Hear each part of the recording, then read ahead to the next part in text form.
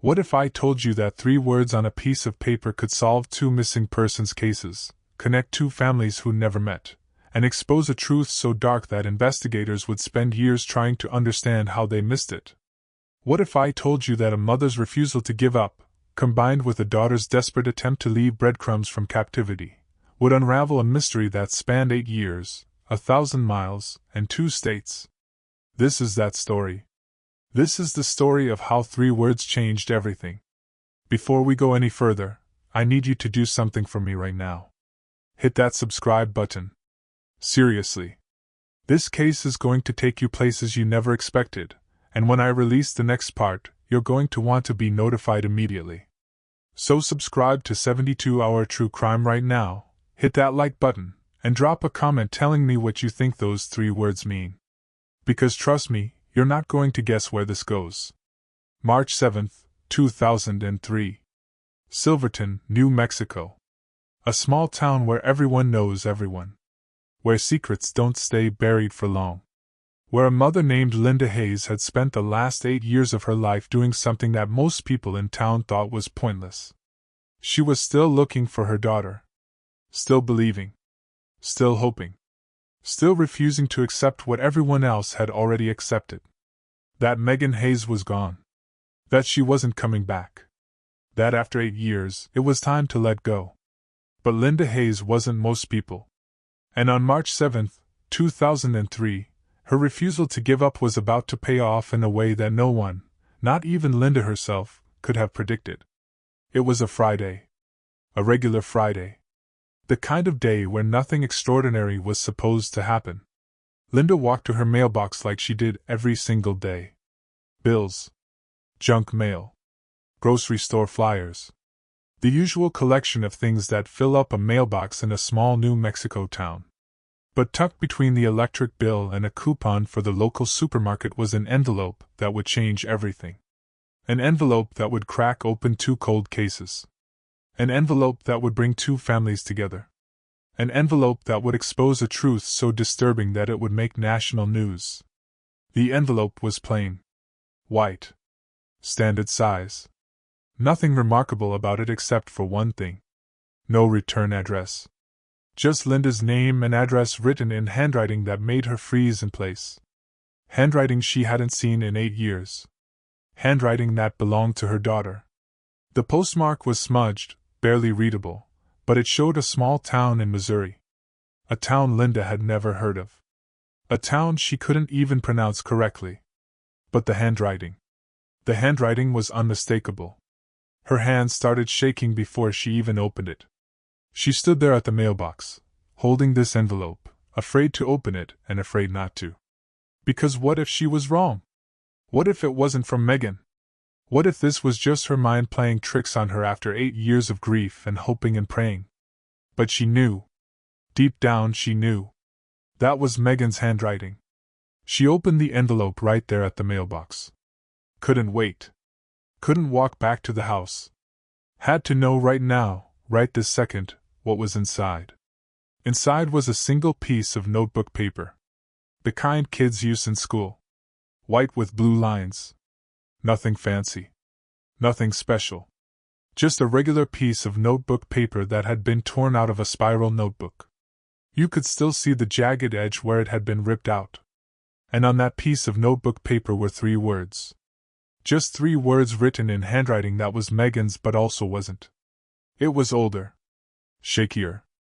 Like Megan's handwriting had aged 8 years in a way that handwriting shouldn't age. Like something had happened to make her hand less steady. Less sure. The 3 words were simple. Direct. Cryptic. I'm not alone. That's it. That's all it said. I'm not alone. Not help me. Not I'm alive. Not I'm in danger. Not come find me. Not here's where I am. Just 3 words that raised more questions than they answered. I'm not alone.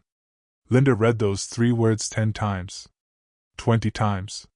Standing there at her mailbox, reading them over and over, trying to understand. Trying to decode what Megan was telling her. Because Megan was telling her something. She was sure of it. After 8 years of silence, 8 years of nothing, Megan had sent her a message. And that message was "I'm not alone." But what did it mean? Who was Megan with? Was she saying she was with someone who was helping her? Or was she saying she was with someone who was holding her? Was this good news or bad news? Was Megan safe or was Megan in danger? Linda's mind raced through possibilities. Maybe Megan was saying she'd started a new life. Maybe she'd run away, found a new family, and was letting Linda know she was okay. That she wasn't alone in the world. But if that was the case, why not say more? Why not say "I'm okay" or "I'm safe" or "I'm happy"? Why just "I'm not alone"? Or maybe Megan was saying she was being held. That she wasn't the only one. That whoever had taken her had taken someone else too. That there was another girl. Another victim. Another family somewhere wondering where their daughter was. Linda felt her chest tighten. Felt the world start to spin a little bit.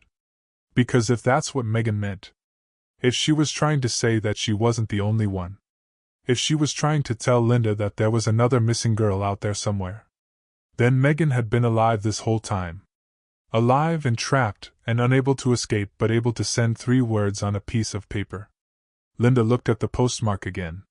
Missouri. A small town in Missouri that she'd never heard of. Why Missouri? Megan had disappeared from New Mexico. From Silverton. From the house they'd lived in together. From the life they'd built. Why would she be in Missouri 8 years later? Linda didn't waste time trying to figure it out on her own. She got in her car, still holding the envelope, still holding that piece of notebook paper with 3 words on it, and she drove straight to the Silverton Police Department. She'd been to the police department more times than she could count over the last 8 years. So many times that the officers knew her by name. Knew her story. Knew that she was the woman who wouldn't let go. The woman who still called every month asking if there were any updates on her daughter's case. The woman who still believed, even when everyone else had stopped believing, that Megan was out there somewhere. Linda pulled into the parking lot and practically ran inside. The officer at the front desk looked up when she came through the door. His name was Officer Jenkins. He'd been working the front desk for as long as Linda could remember. He recognized her immediately. Everyone in Silverton knew Linda Hayes. Everyone knew her story. The woman whose daughter had vanished 8 years ago. The woman who refused to move on. The woman who some people thought was in denial and other people thought was admirable, and everyone thought was tragic. Officer Jenkins saw the look on Linda's face and sat up a little straighter. "Mrs. Hayes, what can I help you with?" Linda was breathless. She'd run from her car to the building. "I need to see Detective Torres." "It's about Megan." Officer Jenkins' expression changed. It was a mix of sympathy and something else. Something that looked like exhaustion. Like, "Oh no, here we go again." Like he'd seen Linda come through those doors so many times with so many false leads and so many dead ends that he didn't have the heart to watch her go through it again. "He's in a meeting right now. Can I take a message?" "No." Linda's voice was firm. Stronger than she felt. "I need to see him now. I got a letter from Megan." Officer Jenkins hesitated. His hand hovered over the phone on his desk.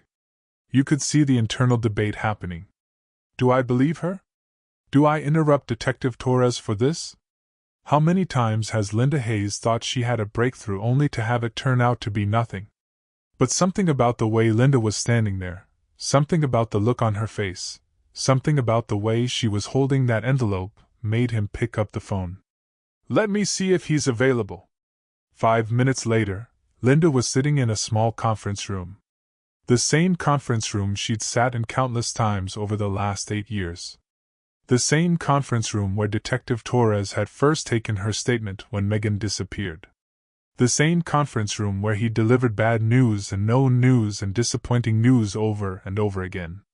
Detective Mike Torres came in with another officer. A younger man Linda didn't recognize. Someone who must have joined the department after Megan's case had gone cold. Someone who didn't know the history. Didn't know how many times Linda had been in this room hoping for answers. Torres looked tired. Older than he had 8 years ago. 8 years of unsolved cases did that to people. 8 years of looking into the faces of families who wanted answers and not being able to give them those answers. It aged you. Wore you down. Made you question whether you were in the right profession. But Torres had never given up on Megan's case. Not really. Even when it went cold. Even when other cases took priority. Even when it seemed like Megan Hayes had simply vanished into thin air, and there was nothing more he could do. He'd always wondered. Always hoped that someday, somehow, he'd get a break. Mrs. Hayes, Torres said, sitting down across from her. Officer Jenkins said you received a letter? Linda held out the envelope. Her hands were still shaking. It came today. It's from Megan. Torres took it carefully. Like it was evidence. Like it was something precious that needed to be protected. He read the 3 words. Looked at the postmark. Studied the handwriting. Then he handed it to the younger officer. The younger officer's name tag said Martinez.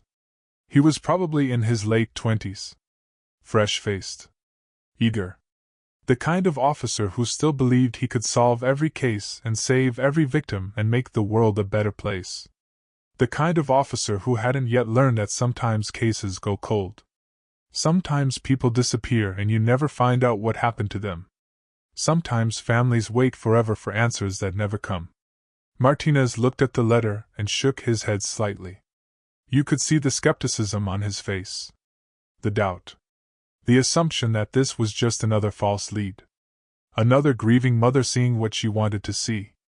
Mrs. Hayes, Martinez said, his voice careful, like he was trying not to hurt her feelings. I'm sorry, but this could be anything. People hear about missing children cases, and sometimes they send families cruel letters. It happens more than you'd think. Linda's jaw tightened. This is her handwriting. Handwriting can be forged, Martinez said. He wasn't being mean. He was being practical. Being a cop. Trying to manage expectations. Trying to protect Linda from getting her hopes up only to have them crushed again. And even if it's real, this doesn't give us much to work with. 3 words and a Missouri postmark. That's not a lot. Torres was still looking at the letter. Hadn't said anything yet. Just staring at those 3 words like he was trying to pull meaning out of them through sheer force of will. Martinez continued. I understand you want this to be from your daughter. I really do. But the likelihood that this is actually from her after 8 years of no contact is very low. Someone could be playing a very cruel joke on you. It's happened before. Linda felt her chest tighten. Felt the familiar burn of frustration and anger and desperation. You're not going to investigate. We'll file a report, Martinez said. But you need to prepare yourself for the possibility that this isn't real. That someone is trying to hurt you. My daughter is alive. She's trying to tell me something. What's she trying to tell you? Martinez asked. It wasn't a challenge. It was a genuine question. What does I'm not alone mean? I don't know yet. But it means something. Martinez exchanged a look with Torres. The kind of look that said he thought Linda was grasping at nothing. That grief had made her see things that weren't there. That 8 years of hoping had blinded her to reality. It was the same look Linda had gotten from friends, from family, from neighbors, from everyone who thought she should have moved on by now. But Torres didn't return the look. He was still staring at that piece of paper. Torres finally spoke. Mrs. Hayes, can I keep this? I'd like to take a closer look. Yes. Please. Martinez stood up. I'll file the report. Mrs. Hayes, I'm sorry. I know you want answers, but this letter, it's probably not what you think it is. He left. Just walked out of the conference room. Left Linda sitting there with Torres. Left her feeling like she'd just been dismissed. Like her daughter's message had been dismissed. Like 8 years of waiting and hoping and believing had been dismissed. But Torres stayed. Stayed sitting across from Linda. Stayed looking at that letter. Stayed thinking. You don't agree with him? Linda said. It wasn't a question. It was a statement. She could see it on Torres' face. He was thinking the same thing she was thinking. Torres was quiet for a moment. When he spoke, His voice was measured. Careful. I worked your daughter's case from day one. Spent months on it before it went cold. I've always wondered what happened to Megan. Do you think the letter is real? I think it's worth looking into. Torres tapped the paper. Martinez is right that people send fake letters to families all the time. But something about this. 3 words. No demands. No drama. No ransom request. No attention seeking. Just I'm not alone. That's specific. That's purposeful. So you'll investigate? I'll look into it. Can't promise anything, but I'll try to trace the postmark. See if there's anything we can learn from the Missouri connection. See if there are any other missing persons cases in that area that might be connected. Linda felt tears burning behind her eyes. Thank you.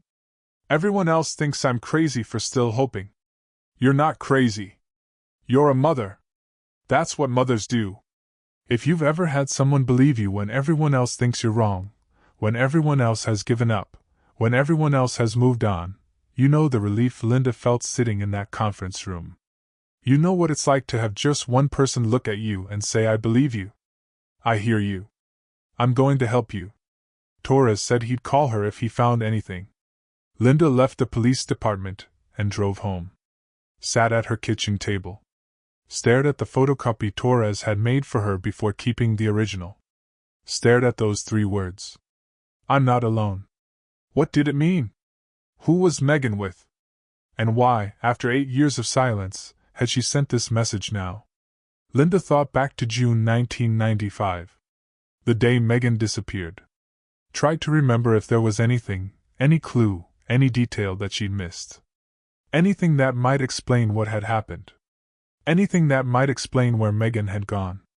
Anything that might explain why she was in Missouri 8 years later. Megan had been 16 years old when she disappeared. 16. A junior in high school. A normal kid with normal problems and normal dreams and a normal life. She'd had friends. Had a part-time job at the local grocery store. Had been talking about college. About maybe studying veterinary medicine because she loved animals. And then one day, she was gone. Just gone. Like she'd never existed. It was a Tuesday. Linda remembered that detail clearly. A Tuesday in June. School had been out for the summer. Megan had been working more hours at the grocery store. Saving up money for a car. For college. For her future. Linda had been at work. She worked at the county clerk's office. Had been there for 15 years. A stable job. A good job. The kind of job that paid the bills and provided health insurance, and gave her enough to support herself and Megan after Megan's father had left when Megan was 3 years old. Linda had come home from work around 5:30 in the afternoon. Called out for Megan. No answer. Checked Megan's room. Not there. Checked the kitchen. The living room. The backyard. Not there. At first, Linda hadn't been worried. Megan was 16. She had friends. She had a job. She had a life. Maybe she'd gone to a friend's house.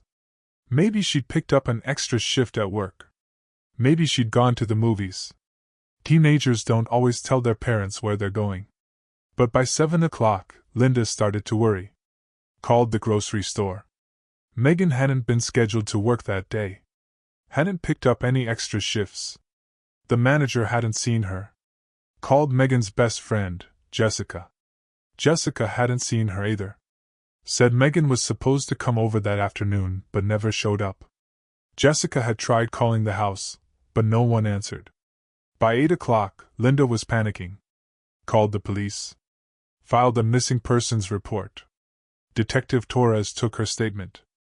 Asked questions about Megan's habits. Her friends. Her routines. Whether she had a boyfriend. Whether there had been any arguments or conflicts. Whether Megan had ever talked about running away. No. No boyfriend. No arguments. No conflicts. No talk of running away. Megan was happy. Megan was stable. Megan was planning for her future. She wouldn't just leave. Torres organized a search. Officers combed the neighborhood. Talked to neighbors. Talked to Megan's friends. Talked to her coworkers. Talked to her teachers. Nobody had seen anything. Nobody had heard anything. Megan had just vanished. They found her car parked in the driveway. Her purse was in her room. Her wallet. Her ID. Her money. Everything was there except Megan. Torres expanded the search. Brought in volunteers. Searched the surrounding areas. The desert. The nearby hills. The places where a teenage girl might go if she wanted to be alone, or if something bad had happened. They found nothing. Not a trace. Not a clue. Not a single piece of evidence that explained where Megan had gone or what had happened to her. Days turned into weeks. Weeks turned into months. The case went cold. Torres kept working it, but there were other cases. Other missing persons. Other families who needed help. The resources dried up. The volunteers stopped showing up. The news crews moved on to other stories. But Linda never moved on. She kept calling the police department every month. Kept asking if there were any updates. Kept hoping that someone, somewhere, had seen something or heard something or knew something that would bring Megan home. 8 years. 8 years of waiting. 8 years of hoping. 8 years of living in limbo. Not knowing if her daughter was alive or dead. Not knowing if she should keep hoping or start grieving. Not knowing if Megan had run away or been taken or been hurt or been killed. And now this. This letter. This piece of notebook paper with 3 words written in handwriting that was Megan's but different. Older. Shakier. Changed by whatever had happened to her over the last 8 years. I'm not alone. What did it mean? Linda read those words over and over until they stopped making sense. Until they were just shapes on paper. Just ink and lines and curves that meant everything and nothing at the same time. She tried to put herself in Megan's position. Tried to imagine what would make her write those specific words. If Megan had the chance to send one message, one letter, one piece of communication after 8 years of silence, why would she choose those words? If Megan was in danger, wouldn't she write "Help me"? If Megan was okay, wouldn't she write "I'm safe"? If Megan wanted Linda to find her, wouldn't she give more information? An address? A name? A clue about where she was or who she was with? But Megan hadn't written any of those things. She'd written "I'm not alone." Which meant what? Linda grabbed a pen and a piece of paper and started writing down possibilities. Started trying to decode the message. Started trying to think like Megan would think. Possibility 1. Megan was saying she was with someone. A friend. A partner. Someone who was taking care of her. Someone who was helping her. Maybe Megan had run away and built a new life and was letting Linda know that she was okay. That she had people. That she wasn't alone in the world. But if that was the case, why not say more? Why not explain? Why send a cryptic message that would only make Linda worry more? Possibility 2. Megan was saying she'd been taken. That she was being held against her will. And that there was someone else with her. Another victim. Another girl who had been taken. Another family somewhere waiting for news about their missing daughter. That possibility made Linda's blood run cold. Because if that was what Megan meant, then Megan had been held captive for 8 years. 8 years of being trapped. 8 years of being unable to escape. 8 years of suffering. But also 8 years of being alive. 8 years of surviving. 8 years of waiting for a chance to send a message. Possibility 3. Megan was saying she was in danger.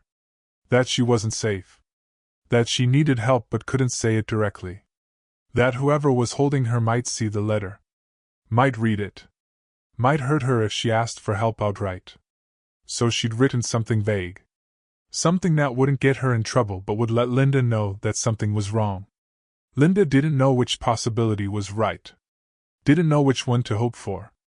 Didn't know whether to be relieved that Megan might be alive or terrified about what she might have been going through for the last 8 years. She sat at that kitchen table until well past midnight. Just staring at those 3 words. Just hoping that Detective Torres would find something. Anything. Just praying that this letter was the break they'd been waiting for. Torres called 2 days later. It was Sunday afternoon.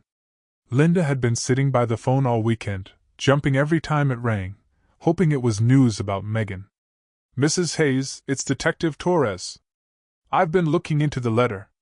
Linda's heart started pounding. "Did you find something?" "Maybe. I traced the postmark. It's from a town called Millbrook, Missouri. Small town. Population around 3,000. About 40 miles outside of Springfield." "Okay. What does that mean?" "I made some calls. Talked to the police department in Millbrook. Asked if they had any missing persons cases or any information about young women being held against their will in the area." Linda held her breath. "They didn't have anything on file. But the officer I spoke with, Officer Hendricks, he said something interesting. He said there's a family in Millbrook who's been looking for their daughter for the last 5 years. She went missing in 1998. Her name is Rachel Carmichael. She was 18 when she disappeared." Linda felt something click in her mind. "I'm not alone. That's what I thought too. If Megan is being held somewhere, and she's saying she's not alone, maybe she means she's with Rachel. Maybe they're together. Maybe they were both taken by the same person." "Did you tell the Millbrook police this?" "I did. Officer Hendricks is going to talk to Rachel's family. See if they've received any letters or messages. See if there's any connection between Rachel's disappearance and Megan's." "What do we do now?" "We wait. I'm going to keep digging. See if there are any other missing persons cases in Missouri that might be connected. See if there's a pattern. If Megan and Rachel were both taken by the same person, there might be others." Linda felt sick. "Others? It's a possibility we have to consider. If someone has been holding Megan for 8 years and Rachel for 5 years, they might have taken other women too.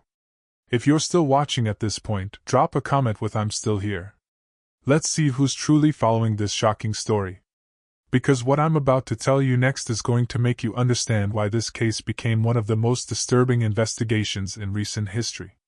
Torres was right to be concerned. Because what he didn't know yet, what nobody knew yet, was that Megan Hayes and Rachel Carmichael weren't the only victims. They weren't even close to being the only victims. Over the next several weeks, Torres worked the case from every angle. He contacted police departments all over Missouri. Asked about missing persons cases. Asked about young women who had disappeared without a trace. Asked about unsolved cases that had gone cold. And he started finding patterns. Started connecting dots that nobody had connected before. Started realizing that there were more victims than anyone had imagined. In 1996, a year after Megan disappeared, a 19-year-old woman named Sarah Jennings vanished from a small town in Kansas. Just vanished. Her car was found in a parking lot. Her purse was inside. Her phone. Her wallet. Everything except Sarah. In 1999, a year after Rachel disappeared, a 20-year-old woman named Emily Foster went missing from a town in Oklahoma. Same pattern. Car found. Belongings left behind. No trace of Emily. In 2001, an 18-year-old woman named Jennifer Martinez disappeared from a small town in Arkansas. Same pattern. Same MO, same complete lack of evidence. Torres started making calls. Started talking to the families of these women. Started asking if they'd received any letters. Any messages. Any communication at all from their missing daughters. And that's when things started to break open. Because Rachel Carmichael's mother, Patricia, told Officer Hendricks that yes, she had received a letter. About 6 months ago.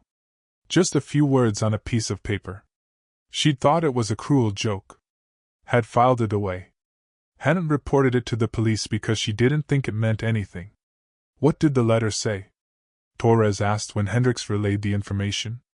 It said there are others. There are others. 3 words. Just like Megan's letter. Just like I'm not alone. 3 words that said everything and nothing at the same time. Torres felt his stomach drop. Because if Megan was saying she wasn't alone, and Rachel was saying there were others, then they were both trying to tell their families the same thing. That they'd been taken by someone who had taken multiple women. That they were being held somewhere together. That they were all victims of the same person. Torres contacted the FBI. This was bigger than one police department could handle. Bigger than one state. This was a serial kidnapper. Someone who had been operating for at least 8 years. Someone who had taken at least 5 women, possibly more. Someone who was still out there. The FBI assigned Special Agent Karen Mitchell to the case. Mitchell was an expert in serial crimes. Had worked dozens of cases involving missing persons and human trafficking and kidnapping rings. She flew to Silverton and met with Torres. Reviewed all the evidence. Looked at all the cases. Started building a profile. The victims were all young women between the ages of 16 and 20. They were all from small towns in the Midwest or Southwest. They all disappeared without a trace, leaving their cars and belongings behind. And they all vanished during the summer months, between June and August. Mitchell started mapping the disappearances. Started looking for geographic patterns. Started trying to figure out where the kidnapper might be operating from. And that's when she noticed something. All of the towns where the women had disappeared were located along major trucking routes. Interstate highways. Roads that commercial trucks used to transport goods across the country. "I think we're looking for a truck driver," Mitchell told Torres. "Someone who travels for work. Someone who can move between states without attracting attention. Someone who has access to a vehicle large enough to transport victims without being seen." Torres felt a chill run down his spine. Because if Mitchell was right, then they were dealing with someone who had the perfect cover. Someone who could travel anywhere. Someone who could disappear into the landscape. Someone who nobody would notice or remember or think twice about. Mitchell put together a task force. Brought in officers from every state where a woman had disappeared. Started coordinating efforts. Started sharing information. Started trying to find connections between the cases that had been missed before. And while all of this was happening, while law enforcement was racing to identify the kidnapper and find the victims, Linda Hayes was sitting at home waiting. Waiting for news. Waiting for answers. Waiting to find out if her daughter was still alive. If there was any hope of bringing her home. Torres called Linda every few days to update her. Told her about the other cases. Told her about the FBI involvement. Told her that they were doing everything they could to find Megan and the other women. But Linda could hear the worry in his voice. Could hear the unspoken fear that even if they found the kidnapper, even if they identified him and tracked him down, it might be too late. That after 8 years, the chances of finding Megan alive were slim. That the chances of finding any of the women alive were slim. But Linda refused to believe that. Refused to give up hope. Because Megan had sent her a letter. Megan had reached out. Megan had let her know that she was still alive, still fighting, still trying to communicate. And as long as Megan was alive, there was hope. 3 weeks after Linda received the letter, the FBI got a break. A truck driver named Robert Kerrigan had been pulled over for a routine traffic stop in Missouri. The officer who pulled him over noticed something strange. There was a padlock on the door to the sleeper compartment of Kerrigan's truck. A heavy-duty padlock that was locked from the outside. The officer asked Kerrigan why the door was locked. Kerrigan said he kept valuable equipment in there and didn't want it stolen. The officer asked if he could take a look inside. Kerrigan refused. Said the officer needed a warrant. The officer's instincts told him something was wrong. He called for backup. Detained Kerrigan while he applied for a search warrant. And while he was waiting for the warrant to come through, he ran Kerrigan's information through the system. Robert Kerrigan. 45 years old. Long-haul truck driver for the last 20 years. Lived in a small town outside of Kansas City. No prior arrests. No criminal record. Nothing that would raise any red flags. But when the officer dug a little deeper, he found something interesting. Kerrigan's trucking routes over the last 8 years matched up almost perfectly with the locations where the women had disappeared. He'd been in Silverton, New Mexico in June 1995. He'd been in Kansas in 1996. He'd been in the areas where Rachel, Sarah, Emily, and Jennifer had all disappeared. The officer immediately contacted the FBI. Mitchell sent a team to the traffic stop. They executed the search warrant, opened the sleeper compartment of Kerrigan's truck, and inside, they found two women, Megan Hayes and Rachel Carmichael. Alive. Malnourished. Traumatized. But alive. Megan was 24 years old now. She'd been 16 when she disappeared. 8 years of her life had been stolen from her. 8 years of being held captive. 8 years of being moved from state to state in the back of a truck.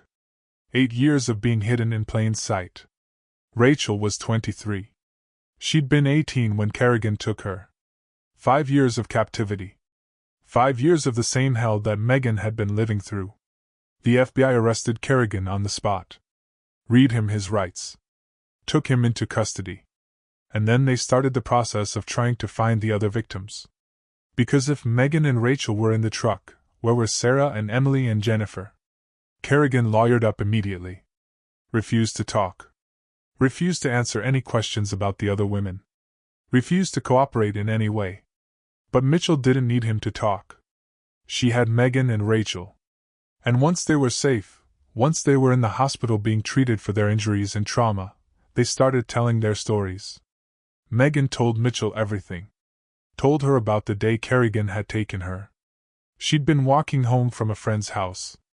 It was early evening. Still light out. Kerrigan had pulled up in his truck and asked for directions. Megan had walked over to help him. And that's when he'd grabbed her. Put a hand over her mouth. Dragged her into his truck. Driven away before anyone could see what had happened. He'd kept her in the sleeper compartment.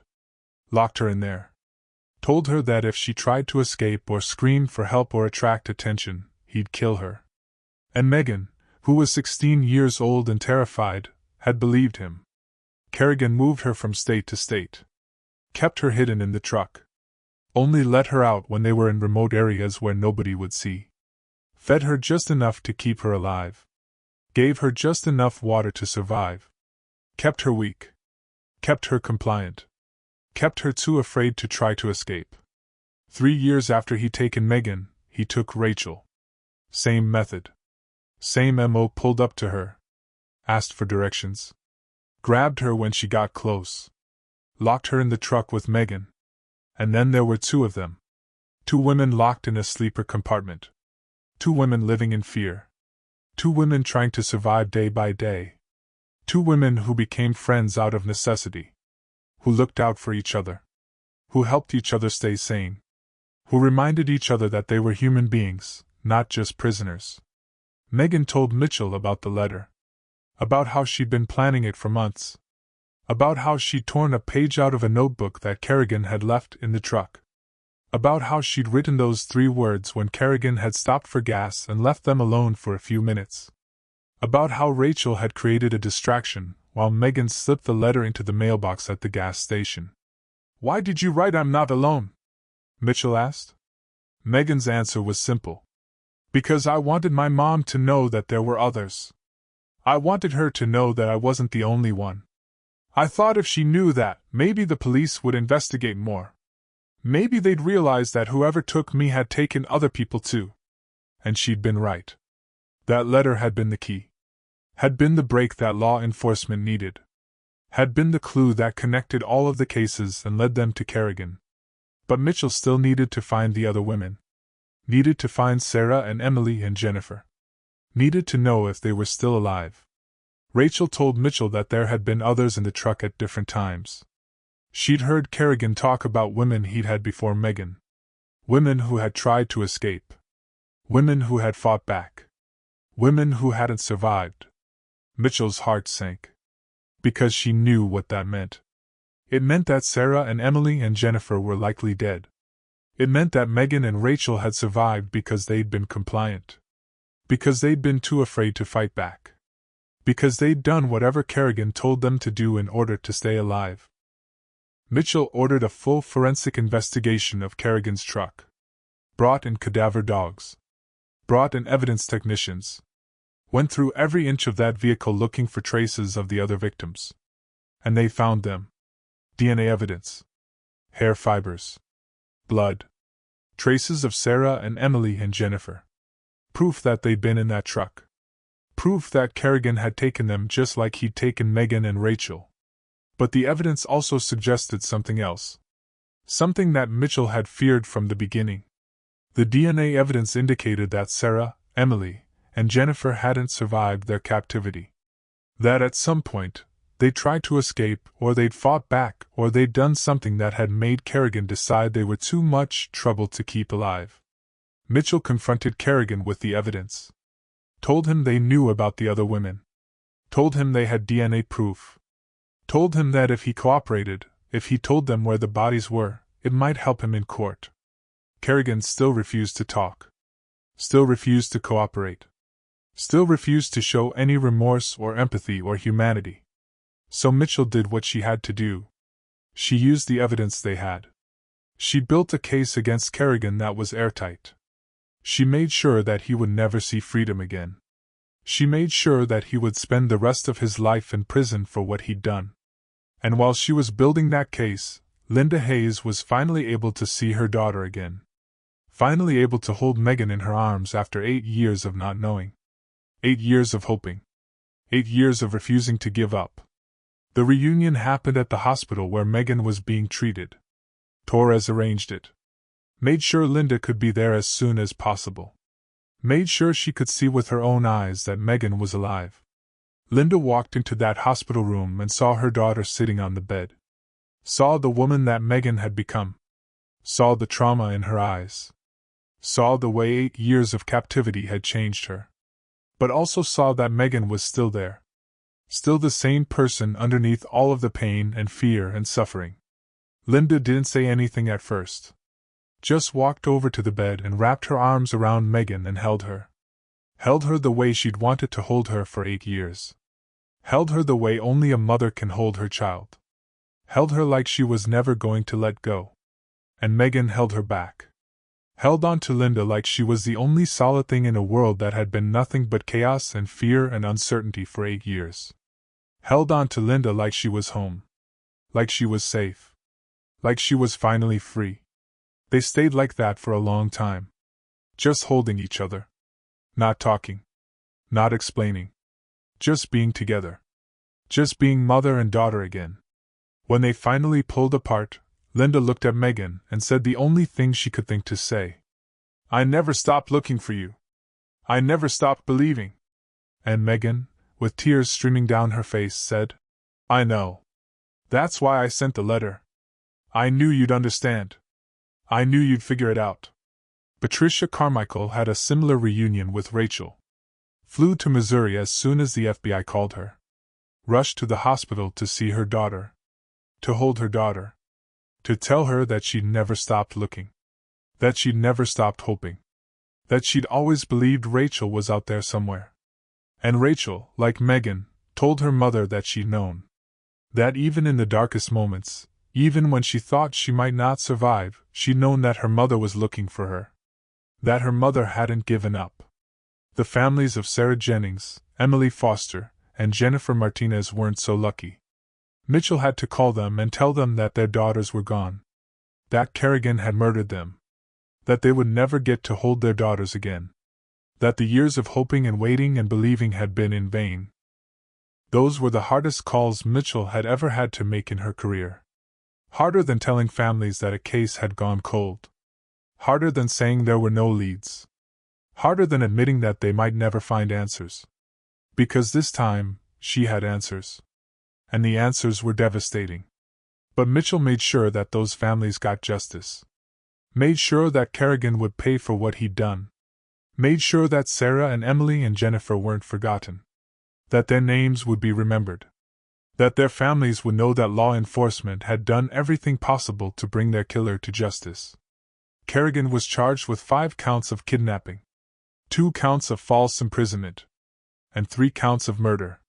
The evidence was overwhelming. The DNA. The testimony from Megan and Rachel. The forensic evidence from the truck. There was no way he could fight it. No way he could claim innocence. His lawyers tried to negotiate a plea deal. Tried to get the death penalty off the table in exchange for Kerrigan telling them where he disposed of the bodies. Where Sarah and Emily and Jennifer were buried. But Kerrigan refused. Said he'd rather die than help the families find their daughters. Said he had no regrets. Said that the women had been his property. That he'd had the right to do whatever he wanted with them. The trial was fast. The jury deliberated for less than 3 hours. Found Kerrigan guilty on all counts. Recommended the death penalty for the murders. The judge agreed. Sentenced Kerrigan to death.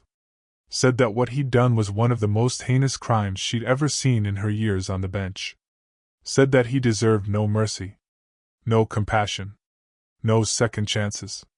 And while Kerrigan sat on death row waiting for his appeals to run out, Megan and Rachel began the long process of rebuilding their lives. Of trying to recover from 8 years and 5 years of trauma. Of learning how to live in the world again. Of learning how to be people again instead of victims. It wasn't easy. Megan struggled with PTSD. Had nightmares. Had panic attacks. Had moments where she couldn't leave the house because she was too afraid. Too traumatized. Too damaged by what had happened to her. But she also had Linda. Had her mother who had never given up on her. Who had believed in her even when everyone else thought she was gone. Who had fought for her and searched for her and refused to let the world forget about her. And Megan had Rachel. Had someone who understood what she'd been through because Rachel had been through it too. Had someone who knew the fear and the pain and the horror without Megan having to explain it. Had someone who could look at her and say I know and actually mean it. The two women stayed in touch. Became friends outside of their shared trauma. Helped each other navigate the process of healing. Helped each other learn how to live again. Helped each other remember that they were more than what had happened to them. That they were survivors. That they were strong. That they were free. And as for the families of Sarah and Emily and Jennifer, they eventually got closure too. Not the kind they wanted. Not the kind where their daughters came home. But the kind where they knew what had happened. Where they knew who was responsible. Where they knew that justice had been served. Mitchell kept working the case even after Kerrigan was convicted. Kept searching for where he might have buried the bodies. Kept interviewing him during his appeals process. Kept hoping that eventually, his conscience would catch up with him. That eventually, he'd tell them where Sarah and Emily and Jennifer were. But Kerrigan died on death row 3 years after his conviction. Heart attack. Died without ever telling anyone where he disposed of the bodies. Died without giving those families the closure of being able to bury their daughters. Died without showing an ounce of remorse or humanity. And so the search continued. Law enforcement used ground-penetrating radar. Used cadaver dogs. Used every tool at their disposal to try to find Sarah and Emily and Jennifer. To try to bring them home to their families. And eventually they did. Found 3 burial sites in remote areas of Missouri. Places where Kerrigan had stopped during his trucking routes. Places where nobody would think to look. Places where the bodies had been hidden for years. The families were finally able to bury their daughters. Finally able to say goodbye. Finally able to have a place to visit. A place to grieve. A place to remember. It had taken years. Years of investigation. Years of searching. Years of refusing to give up. But in the end, all 5 women were accounted for. 2 alive. 3 dead. But all of them found. All of them brought home in one way or another. This case changed the way law enforcement looks at missing persons cases. Changed the way they investigate. Changed the way they share information across state lines. Changed the way they think about serial predators who use their jobs as cover for their crimes. Because Robert Kerrigan wasn't the first person to use long-haul trucking as a way to kidnap and murder victims. And he probably won't be the last. But because of Megan's letter, because of Linda's refusal to give up, because of the work that Torres and Mitchell and countless other officers put into this case, law enforcement is better prepared now. More aware. More vigilant. And as for Megan Hayes, she's living her life now. 20 years after she was taken. 12 years after she was found. She's married. Has 2 kids. Has a job she loves. Has a life that Robert Kerrigan tried to steal from her but couldn't. She still has nightmares sometimes. Still has moments where the trauma comes rushing back. Still has days where she has to remind herself that she's safe. That she's free. That Kerrigan is dead and can never hurt her again. But she also has moments of joy. Moments where she looks at her children and realizes that she survived so that they could exist. Moments where she looks at her husband and realizes that love is possible even after horror. Moments where she looks at her mother and realizes that hope is the most powerful force in the universe. Because if Linda Hayes had given up, Megan would still be in that truck. If Linda had listened to everyone who told her to move on, to accept that Megan was gone, to stop looking, Megan would still be captive. If Linda had stopped believing, stopped hoping, stopped fighting, Megan would have died in that truck just like Sarah and Emily and Jennifer. But Linda didn't give up. Didn't stop believing. Didn't stop fighting. And because of that, because of a mother's love and a daughter's courage and 3 words on a piece of paper, 2 women came home. 2 families were reunited. 2 lives were saved. I'm not alone. 3 words that changed everything. 3 words that connected 2 cases and exposed a serial predator. 3 words that brought justice to 5 families. 3 words that proved that hope is never wasted. That love never gives up. That even in the darkest circumstances, even after 8 years of silence, even when everyone else has stopped looking, a message can get through. If this story moved you, if it made you think about the power of hope and the importance of never giving up, I need you to do something for me right now. Hit that subscribe button. Smash that like button. And share this video with someone who needs to hear this story. Share it with someone who's going through something difficult. Share it with someone who's about to give up. Share it with someone who needs to be reminded that miracles do happen. That sometimes, against all odds, the impossible becomes possible. Subscribe to 72-Hour True Crime because there are more stories like this. More stories of survival and hope and justice. More stories that need to be told. More stories that prove that good can triumph over evil. Hit that subscribe button right now. And drop a comment telling me what you think about this case. Tell me what those 3 words meant to you. Tell me how this story made you feel. I read every single comment. And I want to hear from you. Subscribe. Like. Comment. Share. And I'll see you in the next one.